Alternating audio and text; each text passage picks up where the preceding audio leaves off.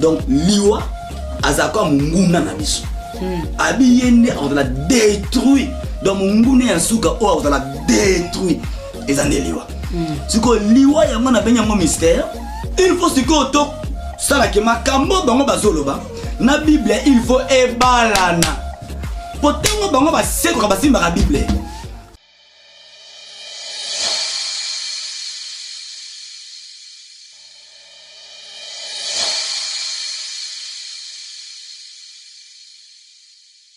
Vous connaîtrez la vérité et la vérité vous affranchira.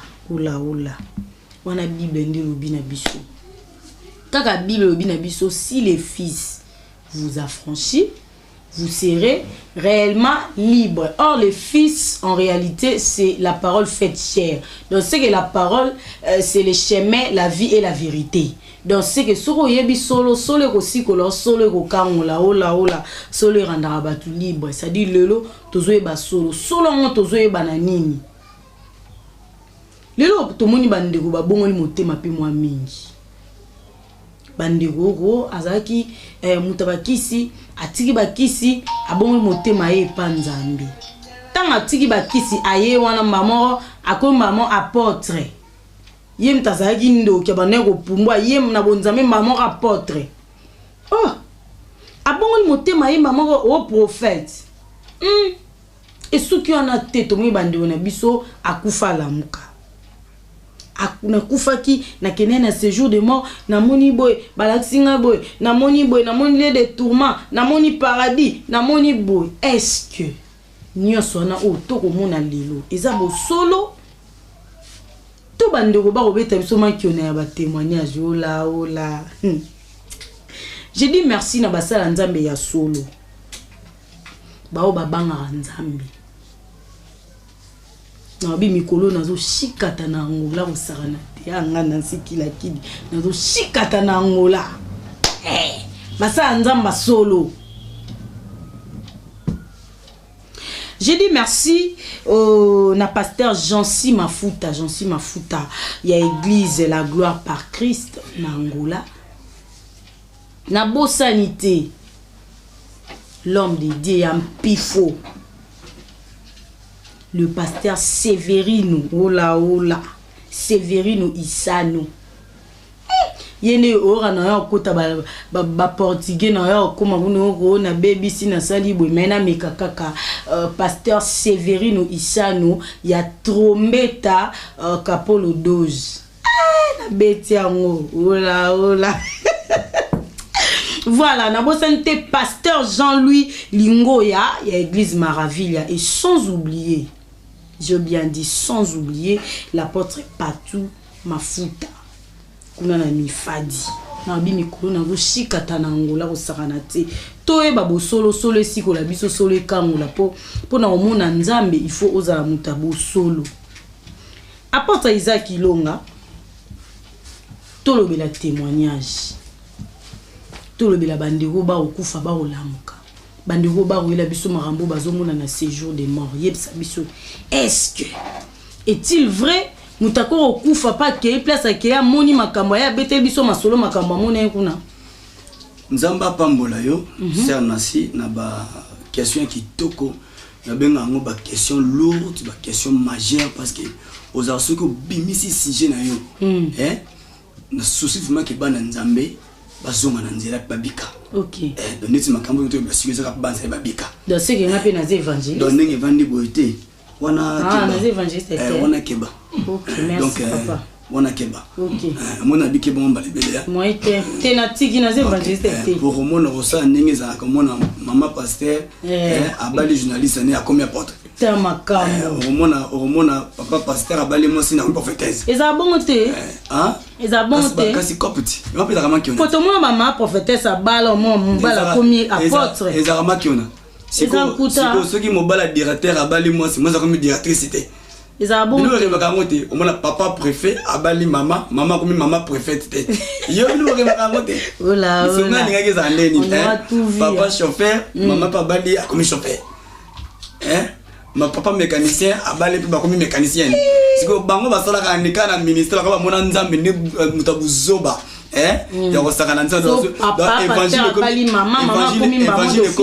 comme couple la bango olandi wana kaki nini pour ceux qui a koufi bana ba église té da ti basala abulu ko pala raté et ce que raté ma passer ko raté face à l'effort moi né liboso moi na moko mobali il faut ça l'effort à commencer pasteur donc à tout moment peut ta clavier ko tika ko passer na makasi ata ki choriste ko tika ko passer na makasi ba biloko exactement qui on a tellement que ça va passer te belé on est sûrement que la moko ya bien organisé à niveau l'école donc pasteur abali ne mobali ko bengete konza mabenga ka mutu moko konza mabenga couple te bon on appelle la comprendre te pourtant ça mabenga ki Moïse abengi se forate abo abenga se fa côté ni neti ondoza apôtre boka ma Gisèle pe maman apôtre je me souviens tu babenga ma Gisèle ma apôtre na tombo kama bien na kati église ya oza apôtre maman apôtre comme une maman Gisèle moi c'est apôtre moi c'est apôtre mais maman apôtre n'était s'il te plaît to banganza voilà ya no ya mutuna donc question tuni ya est-ce que Moutako Koufa, à qui a séjour des morts, à qui a visité ce jour. D'abord, la mort, c'est quoi? La mort, c'est un mystère. Ils ont ma bonne mamie. Donc, l'Iwa, ils ont un secret, ils ont un mystérieux, ils ne peuvent pas comprendre. Ils ont vraiment biblique pour respecter Nzambe. Nzambe va respecter. Si vous voulez respecter Nzambe, il faut respecter les chrétiens. Alors, à tête de limite de corriger loco, il faut zonga toujours dans quatre les chrétiens. D'abord, la limite de comprendre que Paul a zoté parce que Paul azalaka apôtre oyo a memi évangile ba païen. Bien que l'apôtre des païens. Donc, tant que tu as la Bible, il faut respecter l'épître à Paul.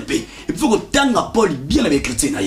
Alors, Paul dans 1 Corinthiens, dans le chapitre 15, dans verset 26, alors, notre dernier ennemi, n'a souka qui sera détruit, c'est la mort. Donc, l'Iwa, Azaka Munguna Nabiso. Abiyende, on va la détruire. Donc, Munguna Yasuka, on va la détruire. Et ça, l'Iwa. Ce que l'Iwa, il y a un mystère. Nathan, verset, mon rapport Natambola. Bien, tous les livres, il y a 1 Thessaloniciens, chapitre 4, tout en verset 15, tu n'as dit c'est pour oh, faut autant en pardon, voici en effet ce que nous vous déclarons d'après la parole du Seigneur. On a Paul à Thessaloniciens. Alors, voici en effet ce que nous vous déclarons d'après la parole du Seigneur.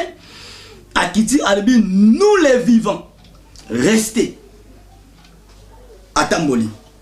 Nabona lingala abi biso bato to zana bomo otoko namo toko tikala envie. Alors pour l'avènement du Seigneur, nous ne devancerons pas ceux qui sont morts. Donc n'était to tika bato ba kufi do ba kufi bo tika la ka ba kufi te ba on sait quoi. On sait pas comment. Nathan verset on sait. Abi quand le Seigneur lui-même a un signal. Nathan Moli. Alors donner à la voix d'un archange et au son de la trompette de Dieu descendra du ciel, les morts en Christ ressusciteront premièrement. Donc, on a déjà noir sur blanc que le mystère de la résurrection et c'est la dernière finale. Oh, Yesoakoya, par la voix d'un archange, son de la trompette, bah, Kofi, bah, vous savez quoi, pour tous enlever à quel plus loin, bah, expliquer comment le corps. Biscorps charnel à quoi corps mystique pour l'enlèvement et salama. Mais au tout niveau question est-ce que Batuse Bakoufi Bakoki peut que zone à l'issoussou aya abete la biso masora makambo à Monikou. C'est na kata Bible et dans la bateau yezo c'est puis ça qui est. Et bateau ba c'est que Bakoufa qui a 2 jours, il y a 3 jours, il y a un mois peut-être bazali. Mais c'est ce qui va moi. Au cause exemple par exemple il y a un frère Nabiso Lazare. Dans Jean chapitre 11, dans verset 3 bokiti. Balibi que tango Lazare a koufi ba ko annoncer sa maladie titi a koufi, yeso azolo ba que notre frère Lazare dort. Donc langage voilà par rapport il y a Jean chapitre 11, il y a verset 11 on comprend que la mort c'est aussi le sommeil. donc liwa ezakapé le quoi pongi yango moni epesi biso confusion que oui ba oya nzambe so ba kufiza ka ba lali po lobi ba olamuka na tamboli musumi mke par rapport à Apocalypse 14 verset 13 ba définir la mort comme un répond ba biba tu nous zakati en Christ o ba kufi ba kena bo pemi na bango ba ke ko pema na misala o bango ba saraki. C'est que liwa par rapport à l'écriture, il y a Apocalypse chapitre 14 verset 13, la mort c'est un répond. Ce qui est sous livre, il y a 1 roi chapitre 2 verset 1 à 2, au moment où David a dit ça moi alors moi je m'en vais. David a poussé ni pena ya liwa, a commis pena ya liwa linga kufa. Et bis mona nabi ngana zo kende. Na chemin il y a toute la terre. Na nzela ya mokili mobimba. Abisé, prends courage, fortifie-toi et sois un homme. Donc la mort par rapport à 1 roi 2, et non, la mort c'est tout un chemin. Donc, l'écriture, on a fait ça pourquoi? Pour longtemps, c'est que bibliquement parlant, l'Iwa est un mystère, mais ça a un langage prophétique et bien à Katina Yango. On a comme ce qu'on a pris au bandeko, on a raqué à Koufi, à Lamuki, à Sekui. To bengo na terme wana abandi ko expliquer biso comment ndenga mona ki paradis comment ndenga mona ke loko boye tout ça alors batu wana nyoso wana mona ka wana o balobaka biloko wana yebe ngo malamu ke baza batu peut-être bazo maîtriser te et puis maki on a ekoti na kati makambo wana mingi donc makambo tozolo bato comprendre que liwa eza chemin par rapport il y a 1 roi 2 David a dit à Salomon que mon fils prend courage car moi je m'en vais par les chemins de toute la terre. Donc par rapport à Apocalypse chapitre 14 13, la mort c'est un repos. Par rapport à Jean 11 la mort c'est un sommeil. Christ a dit il dit que non, notre frère Lazare dort, je vais aller pour le réveiller. Donc on remarque que na biloko na tangi awa liwa eza mystère noko munene. Mais bandeko mingi mona ke akufi asekui. Akufi à Lamuki.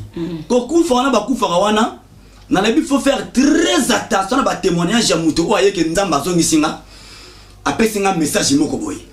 Oko remarquer muto na nza ape soka sekui ba koma mingi ba évangéliste na ba prophète na ba pasteur. Donc jamais muta kufa sekui atika la frère. Jamais muta kufa sekui moi si atika la sœur. Donc mingi la majorité bo remarquer c'est la raison qui a kufi à sekui de raison c'est quoi comme prophétesse. C'est quoi exemple maintenant tambola te ma sœur. Vous connaîtrez la vérité et la vérité vous affranchira. Pour comprendre qu'il faut bandiba que non, tu te pèses à ma bonne dans la témoignage nini. Parce que sa connaissance, bah quand il y a le mec qui est dans le domaine au bambalé yo. Et bah ça na yo. Et puis nous comme évangéliste on a ba force témoignage à tambol la peu partout. À t'équipe ba céder. Mais témoignage ça qu'on porter, il y a makamba monaki, na kati ya vision na monde na ténèbres, na kati ya nena kufa ki ase paki, ils ont bloqué les vérité. Maintenant, il faut ce que to ça la que makambo bango bazoloba, na Bible il faut ebalana. Potengo bango ba seko ba simba la Bible. Awela ote na Bible. Mais tant qu'on a Bible na ye, on remarquer azana maté até. Hier azane a otambo na témoignage o ya monaki. Place o constitue falsification. Place c'est ici montage na katnamo. Place c'est ici ba organisation na katnamo. Donc mutu abongisi loko moko boye. Na grâce au musu nzamba. Sala qui est musu peut place à kufa seka témoignage ya banité hôpital la kotaka ya banité. C'est na si attention lo bazako mbomé batulelo hein lelo ba sa nini babenga ngoni kombomé non? Kombomé voilà. Lelo on a si ba ko piccolo michopo et puis na la pose ndeko moko oyo asali témoignage wana azonga michopo ne ba picola. Vous remarquez nasi bazala raté. Bambo mabote. Nalobi bambo bango etomaka minga kufi trop botika ndako na bango. Kemba yo papa mara lokuta. Voilà. Parce que ça na ba j'ai abimi paranaye. Ba témoin naye. Tenga kufi nasi na kisasa lelo soki okufi nasi okufi na 7 heures tala ata mbongo ezate to memayo.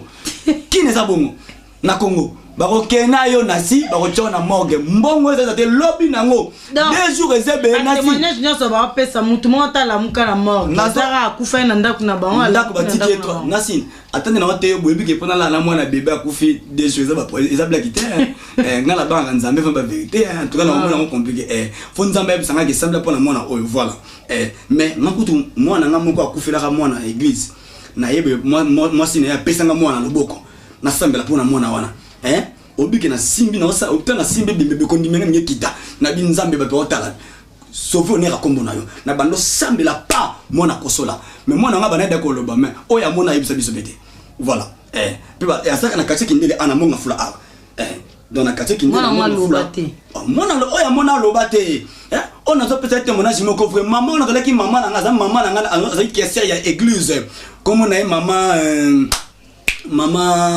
maman mamie pour alonga pe déjà ça fait longtemps comme moi distance musique tout ça n'était à mon miracle nzambe na quartier kindele avenue Katende ki na ngoti na suka donc non le makambo eza vrai donc osambeli mwana sa kufaki déjà na yena kuti bato quartier ki bazo lera ba télé mais na quartier ki na monga fulati quartier kindele ki ni dans le kisima ya campus oye na venu Katende na suka nango mama wana bana ko sema na église musuna mobali na ye ba longo na église wana ki église moka baluba ba ye na église pas na ngai tant ba ye après 9 mois ko côté na kawana il y a déjà des prophéties on passe ba prophétie déjà ba bu nsema makasi pour que ba na orienter bango tant moi na kufi bango mama wana mobali za ki infirmier mobali nga ke tika mwana hôpital mama habité tout c'est le papa comme na zala ki na bakota musika na mama campagne na sa service kuna na yako zona mbango na koma na pango wana 19h non faut que depuis 14h tant na comme na kuti papa wana na azaki pe dia kana ngai na église papa ngo na kuti na tensiomètre ba bloc batala kana na bi bloc na bien té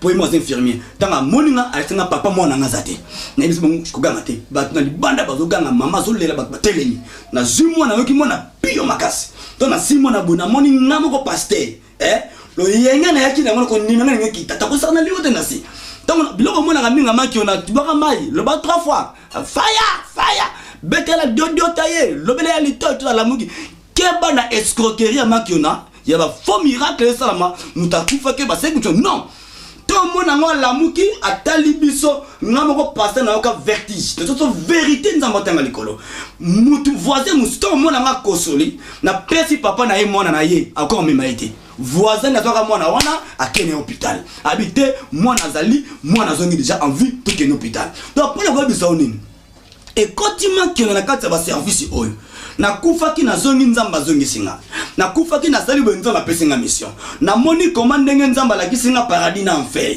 nzamba tamusinga na kisensu ya paradis atamusinga na tchadi ya paradis mais côté na yene côté ya Gombe batu ba yaka mimi ngana moko talo ba kenga na kenzamba yasinga na kota lola te na keka na enfer bonga bazo nga ba kota lola ba visiter bango ti makamba lola ti et ba moni batu muspe batu ne go remarquer bato mingi oyo oyeba aba zaki batu mabe baza ba partika mabe ba témoignage mabe ceux qui bango ba seku ba ye ba ko bongisa bango ba ka mote o mona yele bi kutona koti na lola nzamba ka mota musangai nzamba tamusinga iti sima nango na tuni o nani ba singa oyo papa kingani papa ngo na kuti ba sele kiti moko ya munene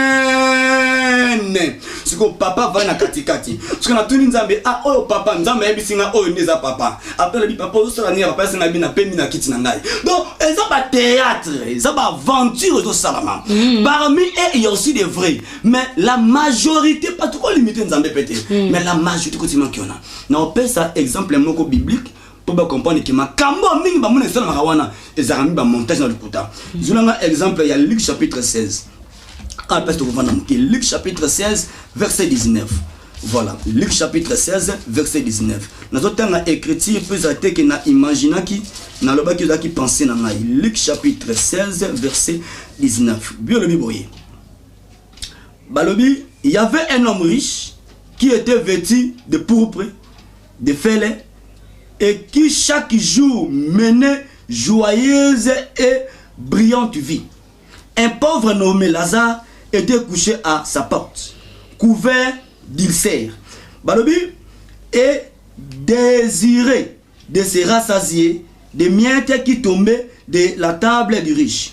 Et même les chiens venaient encore lécher ses ulcères. Les pauvres moururent et il fut porté par les anges dans les seins d'Abraham. Au moment où il y a un ange, il y a un marabatou. Si vous remarquez, il y a un autre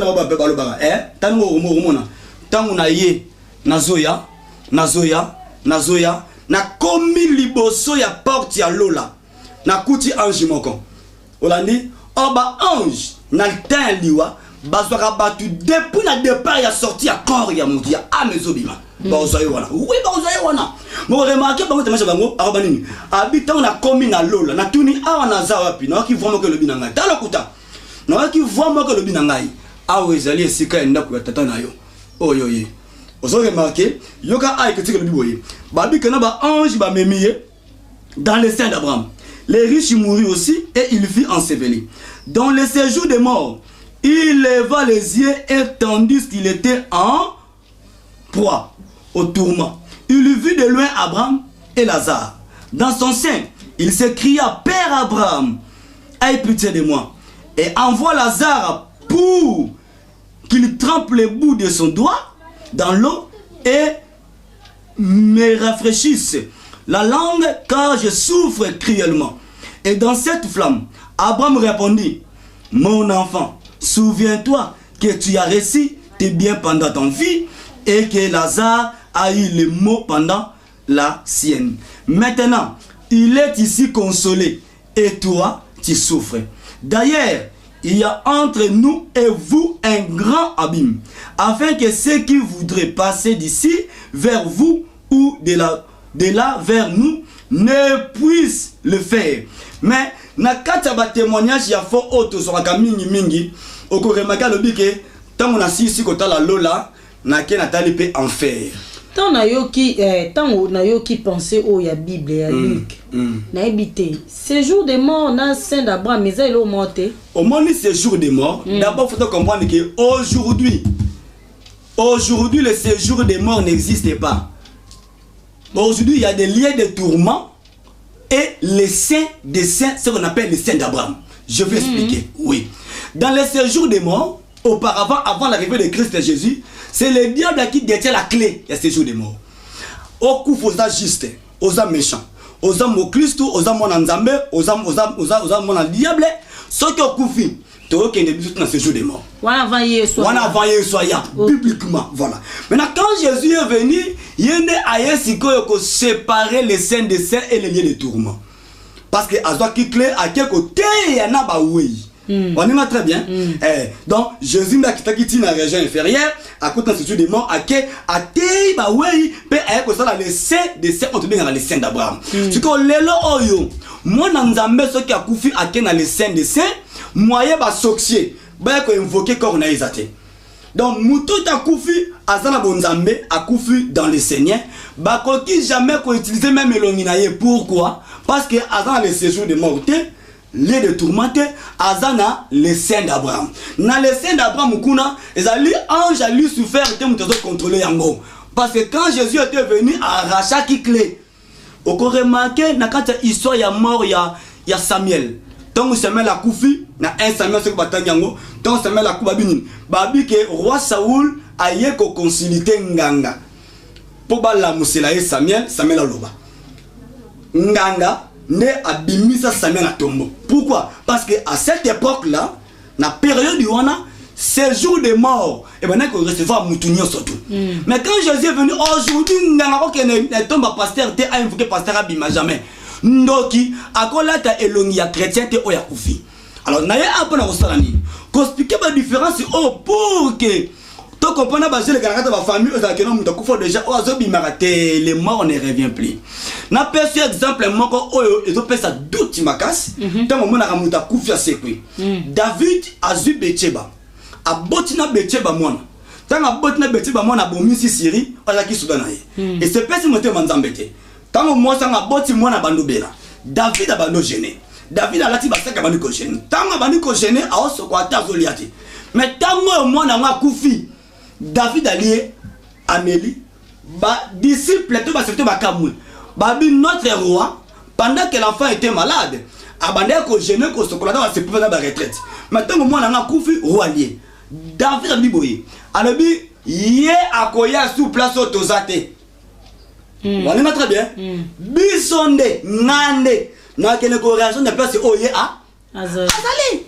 Na si ko contre na séjour de moment que mutuna kufi. Na et puis nzamba limbisa bandeko kama kiona ebele o balieba na nzambe mbongo bateki ba CD na ba force témoignage o ba sali ebele ba scroquer bana ya nzambe et puis ba tondisi ba église ba raconter ba mensonge pour na moyen financier ba laisser mabuna bango oko remarquer le komoko nasi tango David azo gêné moi na zobela moi na kufia ke David a compris que c'est le Dieu à cause que c'est moi na eux mais doctrinalement parlant habiter atana leli ndenge nini ya ozonga te ngande non rejoindre. C'est que malamment comprendre que quand la Bible dit que le monde ne revient plus ezalaka koloba boye ceux qui muta kufi déjà nasi lelo akufi ba kenaye na Saint Joseph wana na hôpital moko songo la Kinshasa partout où yata la monde partout ba mbomeye nasi songo mutona azongi ngana kia changa maboko ba longolie bazi ba koto ba kotisi na kati d'abord na ko siotene église ngo ba ko yamba ko kima nasi zoka ka exemple nango vandi boy sikoyo mutu ba tiko mbomi ba tina sake awa le sake na muki pour atelemi nasi ata passer bana gote ya ba problème ko landa tema ki na ozo mo sala malaba na ba jeune ba groupement pasteur azu ba tsengisi bango ba tie sake ba tie muzani en vie tout ça non. Et ça va montage mingi ça pona ko luka ba full na l'église na bango et puis musu pona nzala moni obi okosa la crise muso kaniso kufia mo kufite ozano en vie ezalblo musu ba bâtiment de cœur pe salamité comme na sema kasi wanjo ma vindoti là et puis obi ngaju musu ba pesa ngai anesthésie nous avons choqué moi le colo fallait pas dans son coup à mon le colo on t'a pesa nga anesthésie na on t'a sunganga na service na comme le docteur Moïse asa docteur azana na bachangu kuna tout ça nini ndeko tanga betinga anesthésie c'est un asi obi na lali boye na moi na mata tout ndo za anesthésie na yebate na ma kwa na mata tout doit na comprendre na tobe et comme na glace ba glace boitier comme le congélateur après un mobeti na mo na mi place mo boya bien ti obi ngamoko kat na ngai il faut voir l'esprit de Dieu na le bi ça ce n'est pas une vision ezali effet ya anesthésie pe na muno na ngana yibisa ba on habité makambo na mo na sikoyo eza anesthésie donc na zongi no mo na bi eloko ikosa to ba erreur obi na bindela bimaka wana ce qui pena ba théâtre na no ti pena lola na singa soki nzamba kinanga na lola tresanga lola bina zonga na kusenga ba pardon papa na tikala un kilo eza mbindo eza rempli na méchanceté d'abord ba kena paradis bazonga bakosa mingi bazo kosa bino nasi soki baza 10 omona msuka moko lotaki siko na biboye poni bomba mbomaka bango te bazanga bambongo maintenant les dieux to mona yesu pe na bible bikisa ba kufa et bon ngana boye est-ce na zubé mutaku fo ba bikisa ete nazo boyete le mal moko na kanake d'église moko na tanga comme église ngote aye azo banini ke akuti batu moko na kate nyakata lola ba ocha bien filmer ngo bien akuti batu ba ocha bien atuni siko nkolo ya so nanza tarabuti ba black ko alobi nkolo siko onde banani abi oyo bale koko babuki koko bale ngo na kanda bayibi koko to babuki soki bayibi koko soki balele siko na basiko yo bali yango na kanda musoko mona zolo bake ote siko na kati église moko to na kena kuti batu moko bwe minorom yo mi yeso na roya mu atuni bango siko nde banani bayebise oyo bato na kotonga nde siko minorom bango eyami musu banda kuna bango na mama mubimba na age na ye papa mubimba na age ya papa oyo témoignage ya bongo abandi pe kolela asipo fana malonga senini apesi olandi nzoka eza nango aventure o bazo sala nasi na répéter ko ba bien soki kutu ndoto malamu lozo zolingo bima tena kata ndoto wana ndoto malamu loti parce que ndoto yaka na profond sommeil c'est comme ndaloti ndoto na vie mo ya bien ndoto moko beza na catégorie mo ya classe mo ya bien aolinga te ça moneke ndoto wana na raté ya vie na ye soka surtout ki mo leli dans des bakufa bagina na séjour de mort au séjour de mort ils assu mingi ezalaka au moins il y a des tourments na spikio out et puis yoka nzamba tindinga na zonga ni ko ebisa bino makambo yo nzamba ebisinga zonga mwana ngai esikoneza awate zonga C'est qu'on a eu boy. Nzamba bengiye après bisi zonga et c'est kana yo ezarate. Hein? Na comme na lola petanga sina zonga ngapa na baloki na bani ko zonga. Te na sina kanya na makolo. Na sina ko zonga te. Donc pour la besoin nini? Ayebi que soka vida que non a kota ki abimi. Déjà influencé bino. Tant déjà trafiqué bino bongo, nion sazolo boni kondima. On a kuti siko batuma ko be vana passe moka lubwa.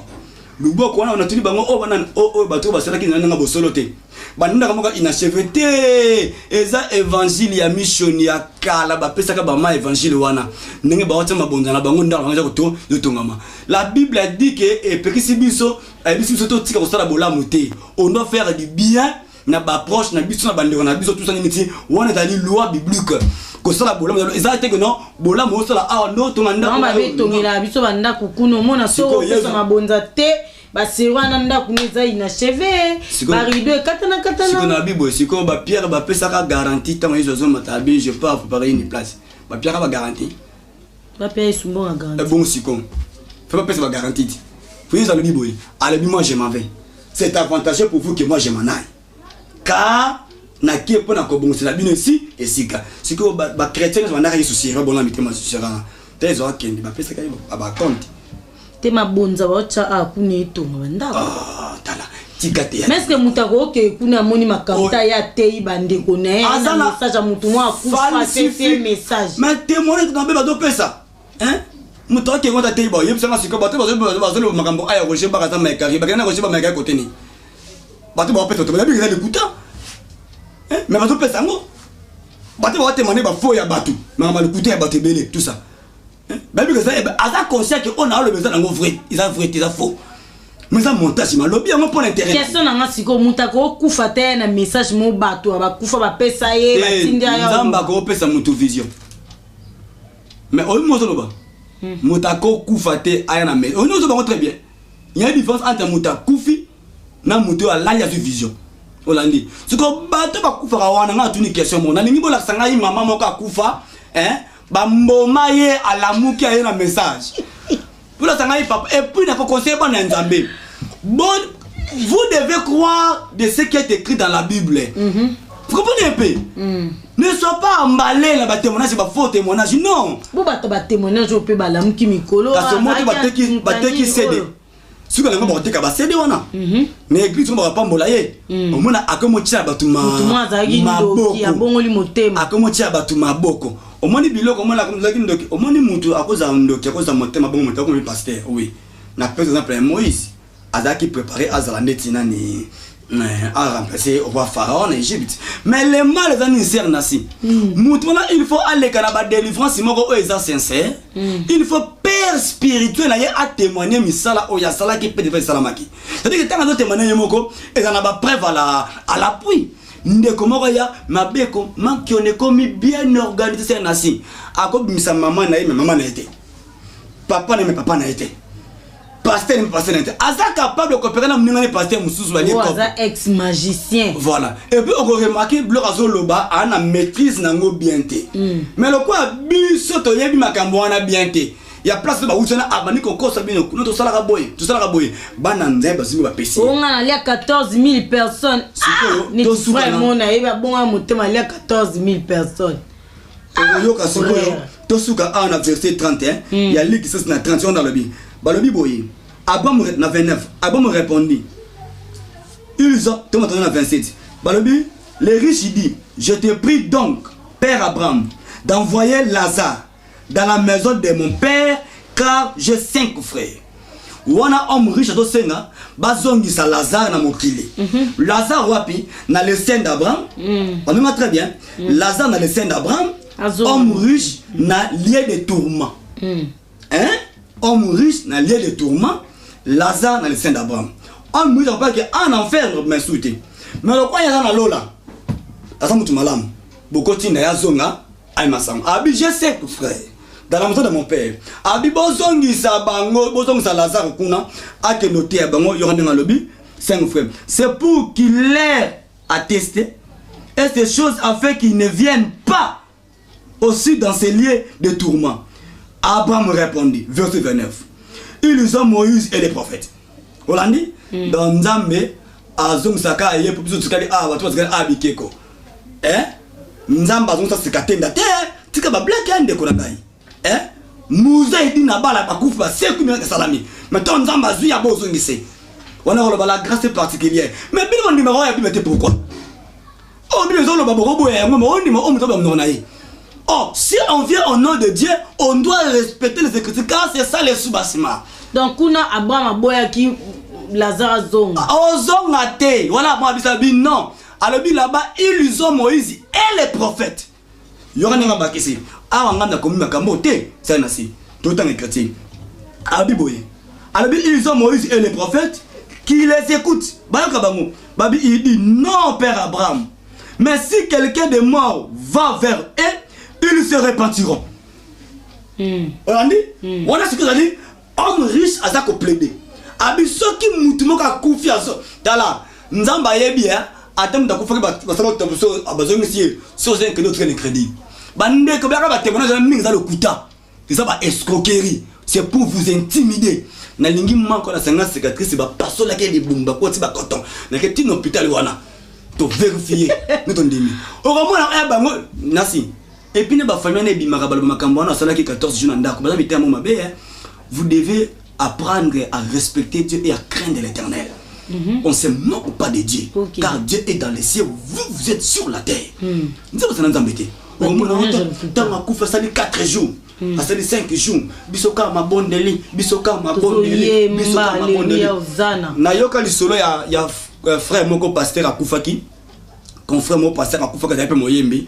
Nayoka lisolo ngo bongo ba vérifier ba na père spirituel na ba sambela tonti 18 ba mona rampate ba côté na morgue ba ke ba tie na morgue ba mbomé tiko bino bato bo se kwa nzamba se que ça point ni ba mboma ka bino te tiko on peut pas que Jésus te parce que aujourd'hui Jésus te fait dans les ministères, c'est dans les fonctions ministérielles. Tant que dans Mosumi à l'époque on a comme batuté lelo nasi ba paso la rabatu mabumu na mokili oyo ba komiso blo akati pour la terre tu veux ba formol ba mbomé yo tiko bango nani amboma bango et puis famille ne ko boma mutanda na bango 3 jours akufimbe okati na morgue te zala kate bayemba ba ete moko isa biso zo mata nikola zo kala zo emba kembo na kembo kunanalo et puis batuana ceux qui ba pesa ba témoignage wana ba lelaka oui escroquerie et contre l'évangile de Dieu est possible mususu aloba kutu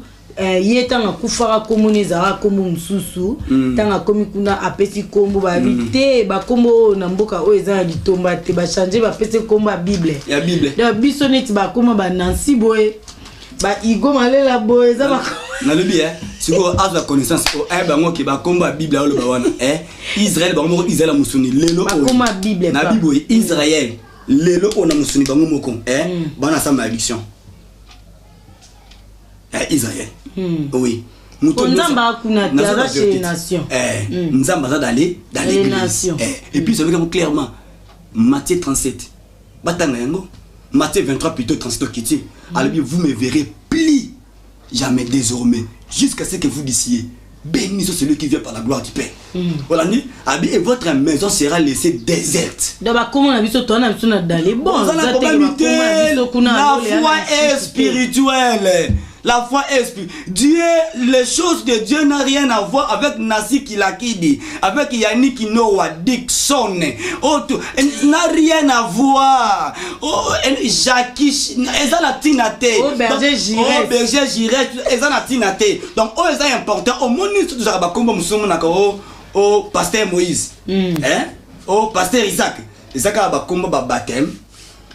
Quand on dit le Christ azala qui juif donné tu au comment Lori comment Mardoché et quand il s'amoutoulou là naza ko insister ma sœur kolongwa no kombo Nicolas c'était pour na sentimenté ce qui nous a kombo ya sirène moko zo mema oui ba pende ça peut influencer parce que les noms influencent aussi et puis vous remarquer ba balongo ni kombo Nicolas abambika kombo ya Tabitha Dorcas mais comme mboka na banga tiki kombo ya mboka ne compliqué quand même ba Jacob nzamba bengi Israël ba pesa kombo ya Jacob omoni ba kombo bazo me mandé compliqué kombo ya Jaibet Vous comprenez? Donc mutana kufa kosa ni biso ke ba kombo basali ba geste ça n'a rien à voir.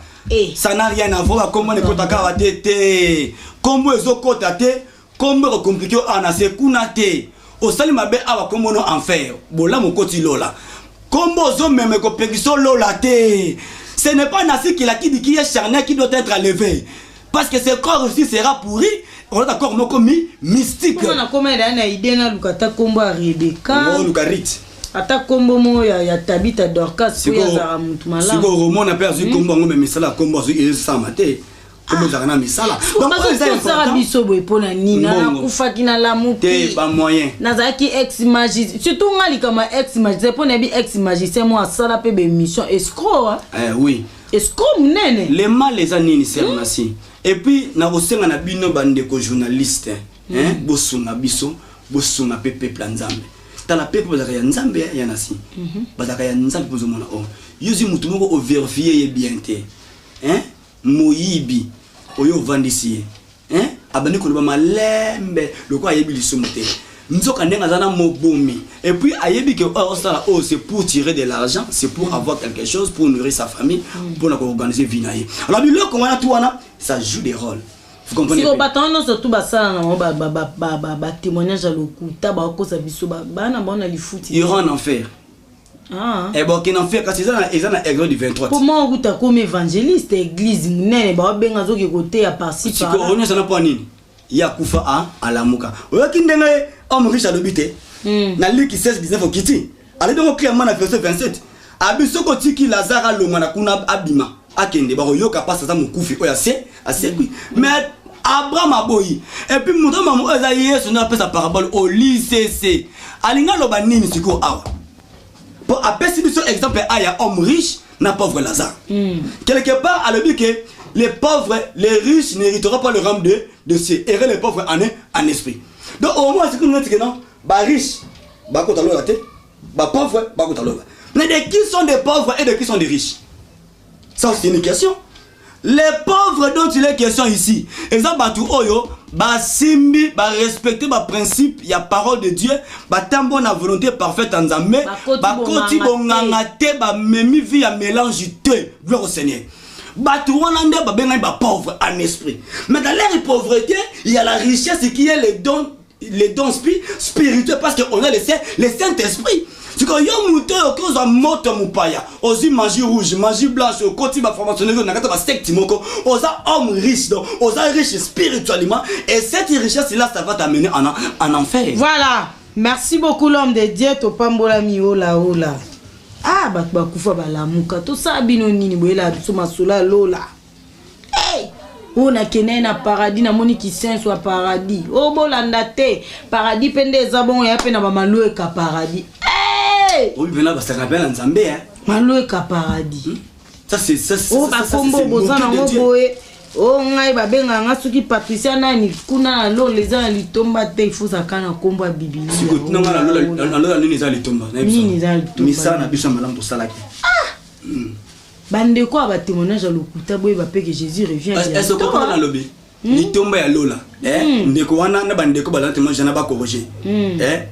Litomba na biso na lola. Ba lobi Dieu jugera ce monde à cause juger mutu selon ses œuvres. Dans le tomba non nasi na lola et misala osala a et a communauté. Voilà, merci beaucoup l'homme de Dieu tokomi na suka na mapona maïmateli ba témoignage à lokuta bato ba okufa ba olamka ba ila so masula lola kuna li felo na moni surtout président na biso mo akufa mona passe ba mona ina li felo on a bili felo kuna za place ya satana ba okange pe mko asuka nde ba bwaka li sike mikolo li felo ezati li felo ngo eza wapi mo ne vandi boy. Si nous pouvons te construire un boy, tu fais la personne à boiter. Nasi. Président Abisso, on a pas mon regard na li felo. Oh, mukane nga chaka songo. Comme on est nani, oh, aba America. Na minute. Avant li felo. Porte à l'homme, t'as bon moi c'est la biso. A bon coup de ya ko tendeni. Moïse, à les saints de ces. Tout côté dans les options. ba bengo clarté nous sous abia moni Mama Maria na bandaki na 1 bon Mama Maria za nani Mama Maria bango ba yibi pesa Maria mama pesa za akena lo la te bango ya za la te bibliquement parlant yo o bo mamutu tozolo ba biso ka place Mama Maria zali na biboyi Mama Maria o azali Mama Maria o wapi wa bible wa bote ya biso Yesu aza aza lola makambo nasi ozolinga na loba Mama Maria kufa to c'est quoi na le bible nasi est-ce que Mama Maria oyo ba voisin ba sambela ka palo ba kamata likolo Mama Maria mata likolo oyo kyo lelo tenga ebite ka mata tuka na tanga bible bala ya Genèse na Apocalypse omona mata te na mona verset monte ba Dieu ça fait que Mama Maria mais siko kende place o ba sambela ka Mama Maria bazana jour o ba sala ka kilso Mama Maria mata likolo ezali amata te amata nete Maria o bango ba sambela wana ni Marie Valencia la reine du ciel yenda mata Marie yango mata c'est o ba sambela mata kende pa ite wana zali wana ezali mascarade ya diable eza ba montage ya suka mabeta ta onda kweya kwa ko mata et puis na vérité pour comprendre que parce que on kende te refonde ba porte belé pamba sunganga mkenasi na sunne point on le biboye lola leone fongamité doli felo no bi fongamité donde baloba ex président na biso na ba mona keka kuna li felo ba kosa asaraki information makasi donc il y a ce télé de tourment moi le felo donc ce qui mutakoti na lu felo c'est que les cas de région des salamés c'est que bibliquement parlant les jugements derniers ne salamité il y a comme une affaire et ça manque à maîtrise et à écriture. Voilà, merci beaucoup l'homme de Dieu. Comme na suka lilo wa kabani. Nzamba pambola mutu nyo surtout oyo à la nibiso et puis atia fona na ba bêtisité. Atia fona na ba commerçant ya évangélité. Atia fona na ba tout batana pour ça ba falsifier pensant nzambe. Donc a bomba fona en Christ pe a prier mingi en fait que kondimana ekola. Et puis nzamba sala ndeko nyo surtout oyo peut-être ba escroquer mbongo na témoignage moka lokuta nzamba ki niko futa bato ba escroquer mbongo wana donc nzambe fa landa bango parce que ba sali mabe na ona kombo na ye siko nzamba pesi bango tempo mkola suka ko bango donc même pas que le fait de lelo ezate voilà alors base la béni ndeko nyoso oyo alingi a contacter apôtre Isaac Ilonga na nzela ya réseaux sociaux na nzela ya appel normal na plus 243 82 49 39 012 plus 243 82 49 39 012 on a ce cas directement tous en à contact. Merci beaucoup. Voilà, merci beaucoup apôtre Ozaki Lipamboli pour Nabiso. Merci beaucoup merci. Merci Nabino ba fidèle téléspectateur ba fidèle internaute au bozo les Mabiso en tout cas bozala ki wana bo vandi bolandi biso attentivement. Merci vraiment Nzamba Pambola Bino et beaucoup ba ko s'abonner na site yo beaucoup ba ko s'abonner Tobi. Merci beaucoup à Igo Malela Maboko Pepe Azaki na sima ya caméra merci na Stéphie Alantoki merci na batutu ba continuer ko soutenir nga na moni Didier Bayaka na States na Washington merci beaucoup na maman Adèle Sasa motema ya papa Alain Sasa bienvenue na bébé na biso asika otobota wa mikolo ola et sali biso très mbote et merci na maman Marie Maemba motema ya papa Christian Maemba merci également na basa nzambe ya Angola na Rushikata na Angola. Merci na pasteur Séverine Ouissanu. Merci Mingi. Na pasteur Jancy Matanou. Merci également. Na pasteur Jean-Louis Lingoya. Merci Bozoti Kabisote et ça tremote beaucoup ba soutenir Msalopo. Yesu tanga ya pa tout na bo soutenir maman Nancy Kilaki di télé kaboui. Ola. Botika malamu branché connecté sur le collectif Boza jamais déçu. De la bino ya trop nzamba batela bino to biso nkolo sumasi ya zongi lelote tukuta mikolo mikuya bye.